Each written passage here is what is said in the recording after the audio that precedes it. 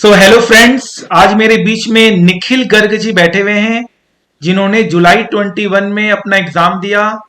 इन्होंने इतना अच्छा पेपर दिया कि अब इनका जो अचीवमेंट है वो दुनिया नाम करेगी इनके अचीवमेंट के लिए।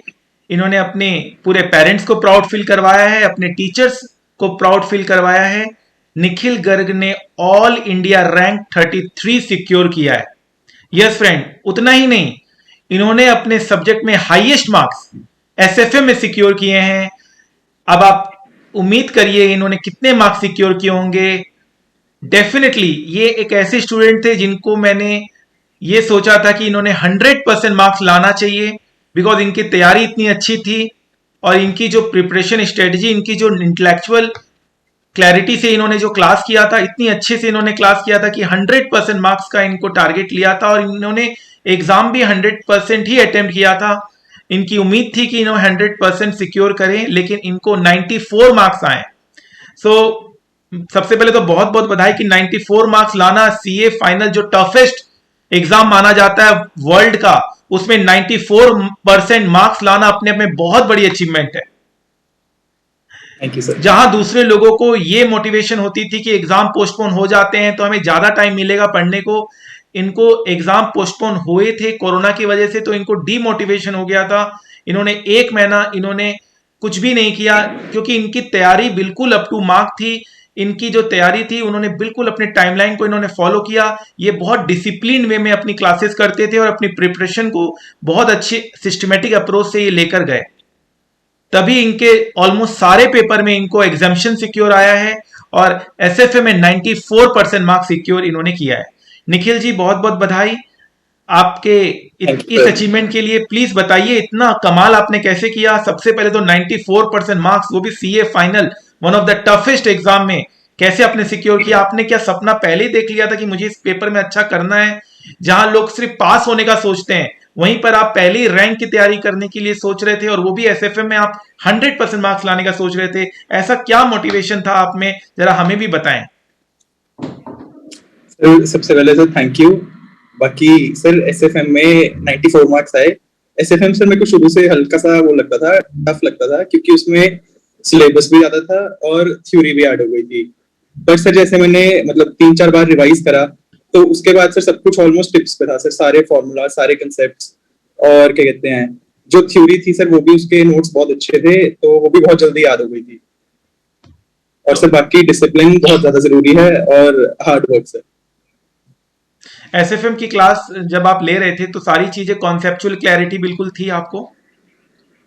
यस सर, बिल्कुल सर। सर साथ में क्लास में वो लाइव आप स्टॉक मार्केट दिखाते रहते थे, उससे सर खुद और अच्छे से समझ आता था। आपने डीमेट अकाउंट भी खुलवाया था? यस सर, बिल्कुल। After watching your classes. So कैसी लगी ओवरऑल क्लास एसएफएम की? Sir it was wonderful. I had a great experience.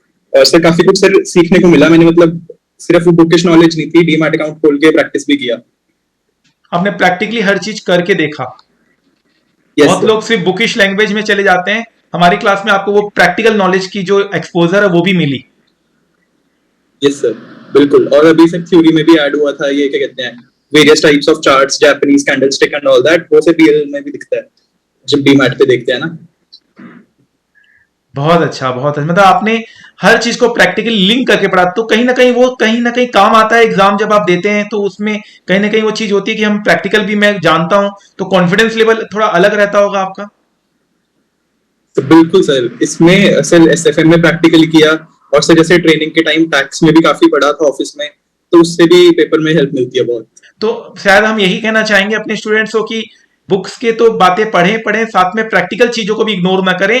सिर्फ एग्जाम के लिए भी ये बहुत काम आता है, प्रैक्टिकल नॉलेज भी एग्जाम के लिए काम आता है, न कि सिर्फ आगे करियर बनाने के लिए। आजकल जो एग्जाम्स के जो क्वेश्चंस बन रहे हैं उसमें कहीं ना कहीं प्रैक्टिकल चीजें भी चेक करी जाती है, और कहीं ना कहीं वो काफी यूजफुल रहता है। यस सर, इंस्टीट्यूट भी सर रिपीट नहीं करता क्वेश्चन ज्यादा, और मतलब आजकल रियल लाइफ के ऊपर बेस करता है। एग्जाम्स में कोविड के ऊपर भी थे, एफआर वगैरह में, तो इंस्टीट्यूट चाहते हैं कि हमें प्रैक्टिकली ज्यादा नॉलेज मिले। बहुत अच्छा।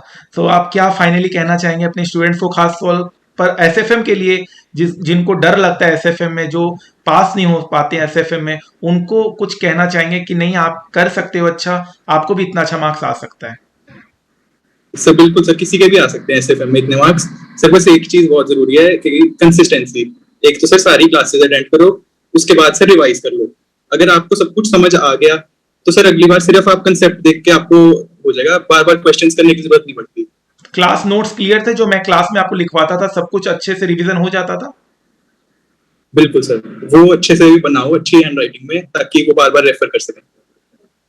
बुक्स सब मतलब जो चीज आपको पढ़ाया गया था वो आप, बहुत बार कंप्लेन आता है स्टूडेंट्स का कि एग्जाम टाइम रिवीजन नहीं हो पाता है, तो क्या रिवीजन के में कोई दिक्कत तो नहीं आई थी?